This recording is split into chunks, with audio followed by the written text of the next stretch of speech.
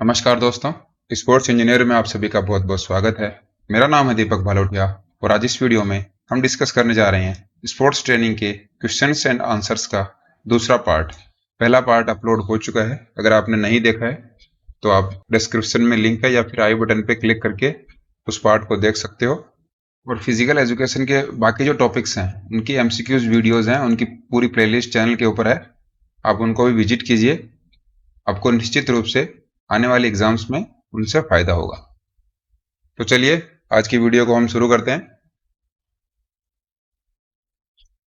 पहला क्वेश्चन है, प्रभावी पीरियडाइजेशन के लिए मुख्य विचार होना चाहिए। Main consideration for the effective periodisation should be. Options हैं आधार निर्माण, शीर्ष रूप की उपलब्धि, कौशल विकास, सामरिक क्षमता का विकास, base creation, achievement of top form, skill development, development of tactical ability. अब इसमें क्या पूछा है कि जैसे कि पीरियडाइजेशन होता है, हमने लास्ट वीडियो में पढ़ा था कि पीरियडाइजेशन में हम क्या करते हैं, एक पूरे साल का प्लान बनता है, तो वो क्यों बनाते हैं ये पूछा है। उसका सबसे इंपॉर्टेंट फैक्टर क्या होता है, उसको क्यों बनाना चाहिए, मेन कंसिडरेशन पूछा है उसके बारे में। वो प्रभावी कब रहेगा। ऑप्शंस में से सबसे सही ऑप्शन हमारा क्या हो जाएगा, बी, शीर्ष रूप की उपलब्धि। पीरियडाइजेशन को बनाया इसलिए जाता है कि एथलीट कंपटीशन से पहले क्या हो जाए, अपने जो टॉप फॉर्म है उसको अचीव कर ले, और जब कंपटीशन हो तो उसमें वो बहुत अच्छा परफॉर्म करे। किसकी हेल्प से, पीरियडाइजेशन की हेल्प से। तो मेन इसका मकसद यही होता है कि एथलीट को टॉप परफॉर्मेंस प्रदान करना कंपटीशन से पहले।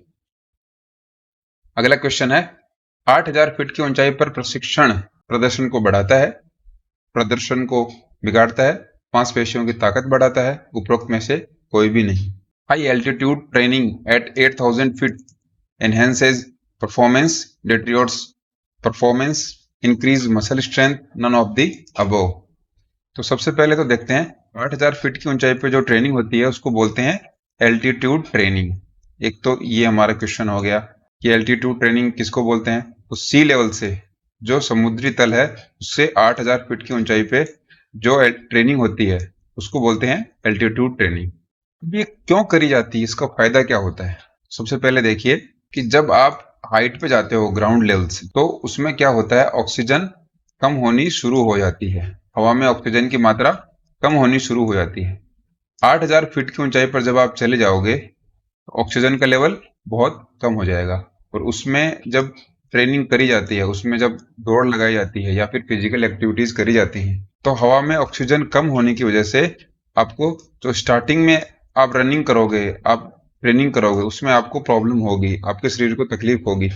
लेकिन धीरे धीरे उससे क्या फायदा मिल जाता है एथलीट को कि आपकी जो रेड ब्लड सेल्स हैं वो ज्यादा बननी स्टार्ट हो जाती हैं, क्योंकि बॉडी को एनर्जी चाहिए उसके लिए। अगर आप कंटिन्यू ट्रेनिंग करते जाते हो तो उसमें रेड ब्लड सेल्स हैं वो बढ़ जाती हैं, आपकी जो लंग्स हैं, फेफड़े हैं, उनका आकार बढ़ जाता है, और आपकी जो मसल्स हैं उनकी स्ट्रेंथ बढ़ जाती है, क्योंकि वो कम ऑक्सीजन में काम करती हैं। और धीरे धीरे इस तरीके से आपकी जो टोटल ओवरऑल परफॉर्मेंस है उनमें इंप्रूवमेंट हो जाता है, उसमें बढ़ोतरी हो जाती है। तो हमारा इसका राइट आंसर हो जाएगा, प्रदर्शन को बढ़ाता है। 8000 फीट की ऊंचाई पर जब आप एल्टीट्यूड ट्रेनिंग करते हो तो वो आपके परफॉर्मेंस को बढ़ाता है, आपके प्रदर्शन को इंक्रीज कर देता है। तीसरा क्वेश्चन है, शरीर के निचले छोरों में विस्फोटक शक्ति को बढ़ाने के लिए सबसे अच्छा तरीका है, best method to enhance explosive strength in lower part of the body. Options हैं लंबी दूरी की दौड़, सैंड रनिंग, बाउंडिंग ट्रेनिंग और डेप्थ जंप, मड रनिंग। तो इसमें हमें पूछा है lower part of the body, मतलब आपकी जो लेग्स हैं उनकी एक्सप्लोजिव स्ट्रेंथ को बढ़ाने के लिए आप क्या करोगे। एक्सप्लोजिव स्ट्रेंथ हमने लास्ट वीडियो में देखा था कि एकदम से जो पावर हमें चाहिए, इंपैक्ट जिसमें हम लगाते हैं, उसको बोलते हैं एक्सप्लोजिव स्ट्रेंथ। तो इसका राइट आंसर हमारा क्या हो जाएगा, बाउंडिंग ट्रेनिंग और डेप्थ जंप। ये जब आप करते हो बाउंडिंग ट्रेनिंग और डेप्थ जंप, उससे आपकी एक्सप्लोजिव स्ट्रेंथ बढ़ जाती है। इसके बारे में तो हम देखेंगे ही, पहले देख लेते हैं लंबी दूरी की दौड़ क्या होती है। जैसे कि लॉन्ग डिस्टेंस रनिंग है, आप बहुत लंबी दूरी तक भागते हो, जैसे कि हो गया 5 किलोमीटर, हो गया 10 किलोमीटर, 15 किलोमीटर, 20 किलोमीटर, उसको बोलते हैं लॉन्ग डिस्टेंस रनिंग। सेकेंड है सैंड रनिंग। सैंड रनिंग में क्या होता है, मिट्टी होती है उसके ऊपर आप भागते हो, ये पक्की मिट्टी नहीं होती, थोड़ी सी बालू मिट्टी की जैसे मिट्टी होगी, उस पर आप भागोगे, इसको बोलते हैं सैंड रनिंग। मड रनिंग होती है एक कीचड़ के टाइप का जो सरफेस होगा उस पर जब आप भागते हो। इस तरीके की ये जो तीनों हैं, इनसे आपकी एक्सप्लोजिव स्ट्रेंथ नहीं बढ़ेगी। वो किससे बढ़ेगी? बाउंडिंग ट्रेनिंग और डेप्थ जंप से। देख लेते हैं इन दोनों में क्या फर्क होता है और ये दोनों क्या होते हैं। ये देखिए, ये है बाउंडिंग ट्रेनिंग। बाउंडिंग ट्रेनिंग में क्या होता है, आप दौड़ते हो लेकिन आपके जो पैर हैं वो पूरे स्ट्रेच होते हैं। मतलब सीधा सीधा क्या हो गया कि आप नॉर्मल दौड़ते हो, आपके पैरों का फैलाव इतना होता है, लेकिन बाउंडिंग ट्रेनिंग में आपके पैरों का फैलाव ज्यादा होगा। आप जंप करोगे, एक तरह से ये जंपिंग एक्सरसाइज ही होती है, के साथ में आप दौड़ते भी हो। चलिए देखते हैं डेप्थ जंप्स क्या होते हैं। ये देखिए, ये सरफेस पे आप खड़े रहोगे, उसके बाद में उससे आप जंप कर जाओगे। जंप करने के बाद जब आप स्टेबल हो जाओगे इस कंडीशन में, उसके बाद एक फिर जंप करोगे। तो ये जो पूरी तीनों प्रोसेस होती हैं, ये आती हैं डेप्थ जंप के अंदर। तो ये दोनों किसको बढ़ाएंगी? Explosive strength. अगला क्वेश्चन है, निष्क्रिय लचीलापन किसके कारण होता है? Passive flexibility is due to मांसपेशियों की सहायता, बाहरी मदद, शक्ति में वृद्धि, ए और बी दोनों, muscular assistance, external help, increase in strength. Passive flexibility पूछा है, तो देखिए मेनली दो प्रकार की फ्लेक्सिबिलिटी होती है। एक तो होती है एक्टिव और एक होती है पैसिव। एक्टिव में आप क्या करते हो कि आप खुद अपनी मसल्स को स्ट्रेच करते हो, खुद एक्सरसाइज करते हो बिना किसी हेल्प के। पैसिव में आप किसी की हेल्प ले लेते हो। बस दोनों में इतना ही फर्क है। तो इसका राइट आंसर क्या हो जाएगा? पैसिव फ्लेक्सिबिलिटी में क्या होगा? मांसपेशियों की सहायता होगी, मस्कुलर असिस्टेंस होगा। ये देखिए, ये एक्टिव है, आपने किसी की भी हेल्प नहीं ली। और यहाँ पे देखिए, ये बॉडी पार्ट्स काम कर रहे हैं, यहाँ पे इनमें फर्क पड़ रहा है। लेकिन जब आप असिस्टेंस ले लेते हो किसी की पैसिव में, तो देखिए आप में यहाँ पे बिल्कुल मूवमेंट नहीं हो रही। ये इस तरीके का जो आ रहा है, आप आराम कर रहे हो एक तरह से, क्योंकि आप किसी की हेल्प ले रहे हो। तो हेल्प जब आप लेते हो उसको बोलते हैं पैसिव। और जब आप बिना हेल्प के कोई एक्सरसाइज करते हो, कोई फ्लेक्सिबिलिटी एक्सरसाइज करते हो, उसको बोलते हैं एक्टिव फ्लेक्सिबिलिटी। पांचवा क्वेश्चन है, वेट ट्रेनिंग की विधि का आविष्कार किसने किया? Who invented the method of weight training? Options हैं मॉर्गन, वॉन अकेन, फ्रेडरिक यान, ग्रेसलर। अगर आपने पहला वीडियो देखा है स्पोर्ट्स ट्रेनिंग का, तो आप इसके बारे में भी जानते हो, इसके बारे में भी जानते हो। अब बात करते हैं फ्रेडरिक यान और वान एकेन में से वेट ट्रेनिंग का किसने आविष्कार किया था? तो राइट आंसर हो जाएगा फ्रेडरिक यान। इन्होंने वेट ट्रेनिंग का आविष्कार किया था। अगला क्वेश्चन है, एलएसडी कम धीमी दूरी प्रशिक्षण और एथलीट को उच्च तीव्रता प्रशिक्षण से कुछ राहत प्रदान कर सकता है। LSD low slow distance training and can provide an athlete some relief from high intensity training. अब देखिए इसमें क्या पूछा है, सीधा सीधा इस क्वेश्चन को अगर सिंपल तरीके से हम जानने की कोशिश करें। इसमें पूछा है लो स्लो डिस्टेंस, कि जब आप किसी डिस्टेंस को आराम से भागते भागते ट्रेनिंग करते हो, उस डिस्टेंस को कवर करते हो, उसमें एथलीट को हाई इंटेंसिटी ट्रेनिंग नहीं करनी पड़ती, आराम मिल जाता है। देखिए, आपको जैसे 10 किलोमीटर भागना है, लेकिन 10 किलोमीटर में एथलीट थकान महसूस नहीं करता, वो थकता नहीं है, उसमें उसको बीच में आराम मिल जाता है। ऐसी ट्रेनिंग कौन सी होती है? लेकिन ये कंटिन्यू चलती रहती है, लो स्लो डिस्टेंस में होता है, ये कंटिन्यू चलती रहेगी, आप इसमें रुकोगे नहीं, आपको वेट नहीं करना। ऑप्शंस है interval training, fartlek training, speed training, weight training. Interval training का तो हमें पता है कि इसमें एक बार आप भागते हो, फिर आप रेस्ट करते हो, फिर आप दौड़ते हो, फिर रेस्ट करते हो, इस तरीके से चलता रहता है। तो ये ऑप्शन तो हमारा नहीं होगा। फिर नेक्स्ट है part leg. Part leg training में क्या होता है कि आप कंटिन्यूअस दौड़ते रहते हैं, लेकिन इसमें कभी आप धीरे हो जाओगे, कभी आप तेज हो जाओगे, कभी धीरे कभी तेज। तो ये जो पेस का वेरिएशन है, आपकी जो दौड़ में गति में जो बदलाव होगा, वो आता है पार्ट लेग ट्रेनिंग के अंदर। स्पीड ट्रेनिंग में आपको स्पीड से दौड़ना पड़ता है, और वेट ट्रेनिंग में तो आप जिम में जो ट्रेनिंग करते हो उसको बोलते हैं वेट ट्रेनिंग। तो इसका राइट आंसर क्या हो जाएगा? पार्ट लेग ट्रेनिंग, बी इसका सही उत्तर हो जाएगा, क्योंकि इसमें आप कंटिन्यू दौड़ते हो, लेकिन आप धीरे धीरे दौड़ते हो, कभी आप तेज भी कर सकते हो, तो इसमें आपको आराम मिल जाता है। तो यही हमें पूछा था कि सम रिलीफ, कुछ आराम एथलीट को कौन से ट्रेनिंग प्रदान करता है। 7वां क्वेश्चन है, सतत प्रशिक्षण पद्धति किसके द्वारा शुरू की गई थी? अब देखिए हिंदी में ये बिल्कुल समझ नहीं आ रहा ये सतत प्रशिक्षण पद्धति क्या होती है, तो इसको हम इंग्लिश में देखेंगे। Continuous training method was introduced by, बहुत ही सिंपल सा है। ऑप्शंस हैं मॉर्गन, वान अकेन, फ्रेडरिक यान, ग्रेसलर। तो मॉर्गन हमने पढ़ लिया, फ्रेडरिक यान पढ़ लिया, ग्रेसलर पढ़ लिया, तो अभी क्या बचता है? वान अकेन। इन्होंने कंटिन्यूअस ट्रेनिंग का आविष्कार किया था, इन्होंने इंट्रोड्यूस की थी कंटिन्यूअस ट्रेनिंग को। तो जैसा कि हमें पता है मॉर्गन ने दी थी सर्किट ट्रेनिंग, वान अकेन ने दी है कंटिन्यूअस ट्रेनिंग, फ्रेडरिक यान ने दे दी वेट ट्रेनिंग और ग्रेसलर ने दी थी इंटरवल ट्रेनिंग। इन चारों के बारे में हमें पता लग गया, लास्ट वीडियो में भी हमने देखा था, तो इनको आप ध्यान में रखिए। चलिए अगला क्वेश्चन देख लेते हैं। सबसे छोटा प्रशिक्षण चक्र कौन सा है? The shortest training cycle is the meso cycle, micro cycle, macro cycle, none of the above.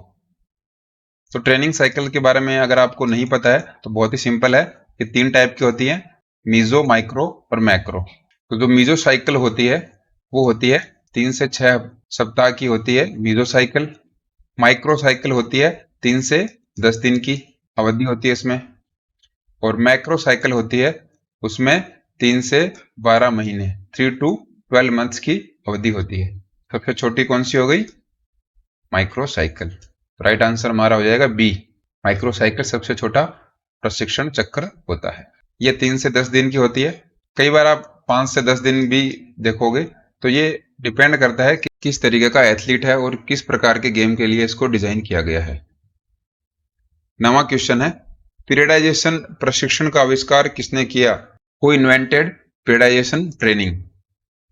हमने देखा है पीरियडाइजेशन में 3 साइकिल होती हैं और 3 फेज होते हैं। लास्ट वीडियो में हमने देखा था प्रिपरेटरी फेज, फिर कंपटीशन फेज और लास्ट में है ट्रांजिशन फेज। तो ये तीनों फेज, इसका आविष्कार पूछा है किसने किया था? ऑप्शंस है हरदयाल सिंह, लियो मटवेव, विनोव बेस्टियन। राइट आंसर क्या हो जाएगा? लियो मटवेव। हरदयाल सिंह इंडिया से हैं, ये भी स्पोर्ट्स ट्रेनिंग में बहुत बड़ा नाम है। तो पीरियडाइजेशन प्रशिक्षण का आविष्कार लियो मटवेव ने किया था। 10वां क्वेश्चन है, निम्नलिखित में से प्रशिक्षण का सबसे लंबा चक्र है? Which of the following is the longest cycle of training? Meso cycle, micro cycle, macro cycle. तो हमने लास्ट क्वेश्चन में देखा था सबसे छोटी साइकिल होती है उसको बोलते हैं माइक्रो साइकिल, सबसे बड़ी साइकिल होती है उसको बोलते हैं मैक्रो साइकिल। राइट आंसर हो जाएगा मैक्रो साइकिल। ये होती है 3 से 12 महीने के बीच में, 3 महीने से लेकर 12 महीने के बीच में कोई भी इसका टाइम हो सकता है। 3 to 12 मंथ्स इसकी ड्यूरेशन होती है मैक्रो साइकिल की।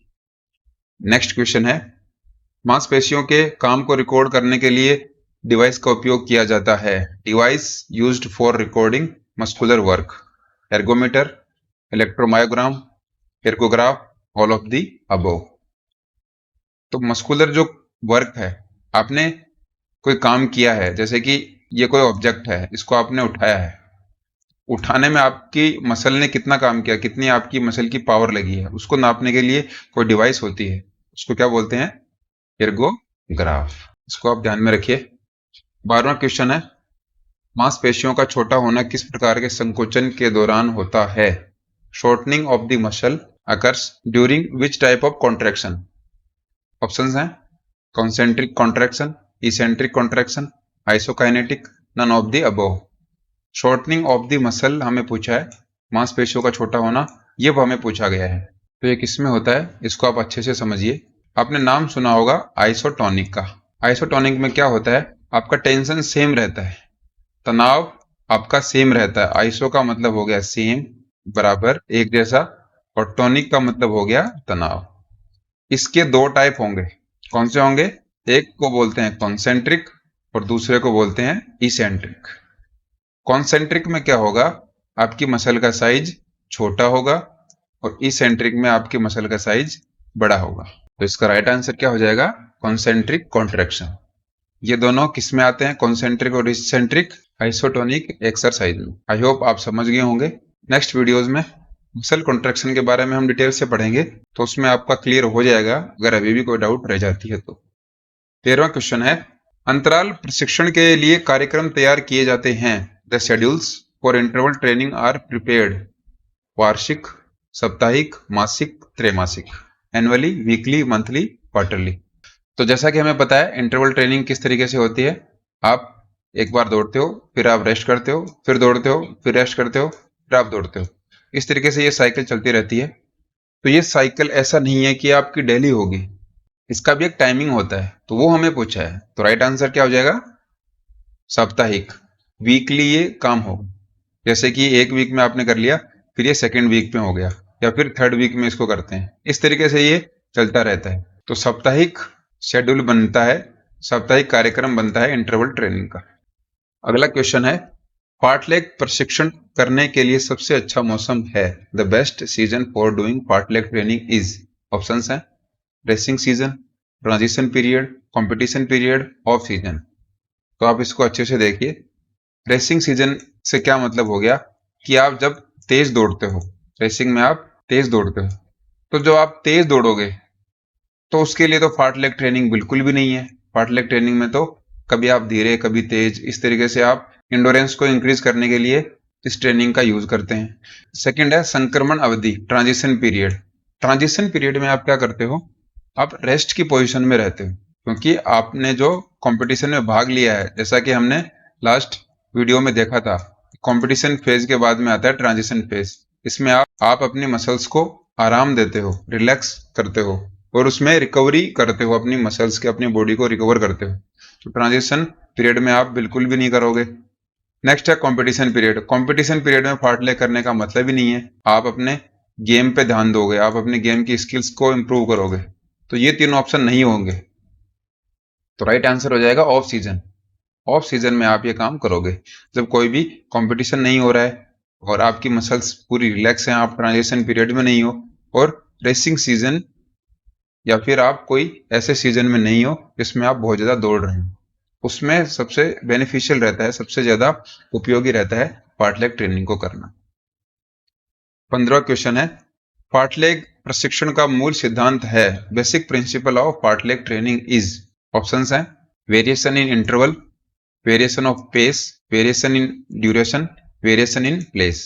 हिंदी में ऑप्शंस हैं अंतराल में भिन्नता, गति में भिन्नता, अवधि में परिवर्तन, जगह में भिन्नता।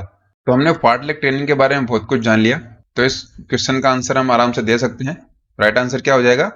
Variation of pace. Fartlek training में आपकी जो गति है उसमें ही तो भिन्नता होती है।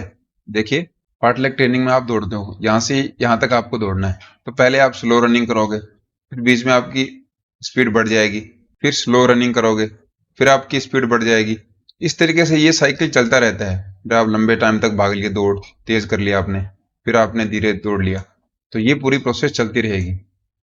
इसमें क्या होगा कि आप इंटरवल नहीं होगा आपका, वेरिएशन इन इंटरवल, आप बिल्कुल रुकोगे नहीं, आप कंटिन्यूस दौड़ते रहोगे, लेकिन आपकी स्पीड जो होगी, भागने की गति होगी, वो थोड़ी सी अप डाउन होती रहेगी, वो ऊपर नीचे होती रहती है। 16वां क्वेश्चन है, सक्रिय लचीलापन खालिस्तान को संदर्भित करता है। Active flexibility refers to. Options हैं सहायता के बिना मांसपेशियों में खिंचाव, सहायता के साथ मांसपेशियों में खिंचाव, अधिकतम सीमा पर खिंचाव, उपरोक्त में से कोई नहीं। Muscular stretch without assistance, muscular stretch with assistance, stretching at maximum range, none of the above. तो हमने देख लिया था लास्ट क्वेश्चन में एक्टिव फ्लेक्सिबिलिटी और पैसिव फ्लेक्सिबिलिटी में क्या अंतर होता है। तो एक्टिव फ्लेक्सिबिलिटी में हम किसी की हेल्प नहीं लेते स्ट्रेचिंग करते वक्त या फिर फ्लेक्सिबिलिटी एक्सरसाइज करते टाइम पे। तो हमारा सही आंसर क्या हो जाएगा? सहायता के बिना मांसपेशियों में खिंचाव, मस्कुलर स्ट्रेच विदाउट असिस्टेंस। 17वां क्वेश्चन है, स्प्रिंटिंग दौड़ों में सबसे महत्वपूर्ण कारक है। In sprinting races the most important factor is. जैसा कि आपको पता है स्प्रिंटिंग रेस कौन सी होती है, 100 मीटर, 200 मीटर, 400 मीटर, ये स्प्रिंटिंग रेसेज में आती हैं, जिनमें आपको बहुत तेज दौड़ना होता है कम समय में। तो तेज दौड़ने वाली दौड़ों में सबसे इंपॉर्टेंट फैक्टर कौन सा होता है, सबसे महत्वपूर्ण कारक कौन सा है, ये हमें पूछा है। ऑप्शंस हैं पैर की शक्ति, दिल का आकार, पैर की लंबाई, मांसपेशी फाइबर का प्रकार। इंग्लिश में ऑप्शंस हैं leg power, heart size, leg length, type of muscle fibre. इस क्वेश्चन के आंसर में जाने से पहले मैं थोड़ा सा आपको टाइम देता हूं, आप गेस कीजिए इसका सही आंसर क्या होना चाहिए। आई होप आपने सही गेस किया होगा। तो इसका सही आंसर क्या हो जाएगा? पैर की लंबाई, लेग लेंथ। स्प्रिंटिंग दौड़ों में, तेज गति की जो दौड़ होती है उसमें पैर की लंबाई सबसे महत्वपूर्ण कारक होता है। और इसका जीता जागता उदाहरण कौन है? Usain bolt. उनके पैर बहुत लंबे हैं जिससे वो कम समय में ज्यादा दूरी तय कर पाते हैं। 18वां क्वेश्चन है, हाइपर एक्सटेंशन तब होता है जब विस्तार का कोण खाली स्थान से परे होता है। Hyper extension occurs when the angle of extension is beyond, options है 60 degree, 90 degree, 180 degree, 80 degree. Hyper extension के बारे में हमें पूछा गया है कि ये कब होता है जब आपका एंगल इससे ज्यादा हो जाता है। इसका राइट आंसर क्या हो जाएगा? 180 डिग्री। 180 डिग्री से, ये देखिए, ये है सीधी लाइन, इससे जब एंगल ज्यादा हो जाता है, 180 डिग्री से ज्यादा हो जाता है, तो उसको बोलते हैं हाइपर एक्सटेंशन। देखते हैं किस तरीके से होता है। इसमें देखिए, पैर को आगे की साइड में ले गए, ऊपर उठाया, उसको बोलते हैं फ्लेक्शन। फिर पैर को वापस उसी डायरेक्शन में लेके आए, उसको बोल दिया एक्सटेंशन। पर जब आप स्ट्रेट खड़े रहते हो, स्ट्रेट होने में आपकी ये क्या हो गई? 180 डिग्री। एक्सटेंशन के बाद में जब आपकी पीछे की साइड में जब लेग लेके जाओगे, पैर लेके जाओगे, उसको बोलते हैं हाइपर एक्सटेंशन। ऐसे ही जो आपके हैंड है उनमें ये बात लागू होती है। ये हो गया फ्लेक्शन, सेट डायरेक्शन में हो गया एक्सटेंशन, और जब आप हाथ को पीछे लेके जाते हो तो हो गया हाइपर एक्सटेंशन। बहुत सिंपल सा है। एक्सटेंशन के आगे हाइपर शब्द को लगा दिया गया है, तो ये हो गया हाइपर एक्सटेंशन। और हाइपर फ्लेक्शन क्या हो जाएगा? ये जो हाथ है आपका पीछे की साइड में जाएगा, इसको बोलते हैं हाइपर फ्लेक्शन। आपका लेग है, ये इससे ज्यादा चला जाएगा, उसको बोल देते हैं हाइपर फ्लेक्शन। 19वां क्वेश्चन है, ओवरलोडिंग का सिद्धांत क्या है? Principle of overloading is that भार अधिकतम होना चाहिए एथलीट की क्षमता के अनुसार, भार शरीर के वजन के अनुसार इष्टतम से अधिक होना चाहिए। Load should be maximum according to the capacity of athlete, according to the body weight, load should be more than optimal. Overloading क्या होता है? देखिए, आप नॉर्मल एक्सरसाइज कर रहे हो और ये आप यहाँ पे खड़े हो, आपके सामने एक कोई वेट है, मान लीजिए 10 किलो का डंबल है, इसको आप उठाते हो, तो इसमें आपको प्रॉब्लम आती है। इससे नीचे आप फिर 8 किलो में चले जाते हो। 8 किलो के डंबल में आपको कोई प्रॉब्लम नहीं है, आराम से उस पर काम करते हो। थोड़े टाइम के बाद में जब आप 8 किलो के डंबल में आसानी से एक्सरसाइज कर पाते हो, फिर आप 10 किलो के में आते हो, उसमें भी आपको दिक्कत नहीं है। तो जब आपकी ये नॉर्मल कैपेसिटी है, 8 किलो हो गया, 10 किलो हो गया, ये डंबल आप उठा पा रहे हो, इससे ज्यादा का वेट जब आप उठाते हो, जैसे कि इसके बाद में आ गया 12 केजी का डंबल, तो ये जो 12 किलो का डंबल है ये आ जाएगा ओवरलोड में। सिंपल सा ये फिनोमिना है। ऐसा नहीं है कि आप 10 किलो थोड़ा सा मुश्किल से उठा रहे हो और आपको सीधा 20 किलो का डंबल दे दिया, ऐसा बिल्कुल भी नहीं होगा। इसमें यह होगा कि आप 10 किलो का डंबल थोड़ा आराम से उठा पा रहे हो तो आपको 12 किलो पे शिफ्ट कर दिया जाएगा। इस तरीके से ये काम करता है ओवरलोड। तो इसका राइट आंसर आप समझ गए होंगे, क्या होगा? इष्टतम से अधिक होना चाहिए, load should be more than optimal. यही हमने देखा है कि आप 10 किलो का डंबल उठा रहे हो तो आपको 12 किलो का दे दिया जाएगा या फिर 14 किलो का, इस तरीके से आपको दिया जाएगा। सीधा आपको डबल नहीं कर दिया जाएगा कि आपको 20 किलो उठाई या फिर 40 किलो उठा लीजिए आप, इस तरीके से नहीं होगा। ओवरलोड इस तरीके से काम नहीं करता। आज का अंतिम क्वेश्चन है, आइसोमेट्रिक संकुचन खालिस्तान भी कहा जाता है। Isometric contraction can also be called, options हैं गतिशील संकुचन, स्थैतिक संकुचन, सांद्रता संकुचन, सनकी संकुचन। इंग्लिश में ऑप्शंस हैं dynamic contraction, static contraction, concentric contraction, eccentric contraction. सबसे पहले तो आइसोमेट्रिक के बारे में थोड़ा सा जानते हैं। आइसो हमने देख लिया है, आइसो का मतलब होता है कांस्टेंट, स्थिर, जो चेंज नहीं होगा।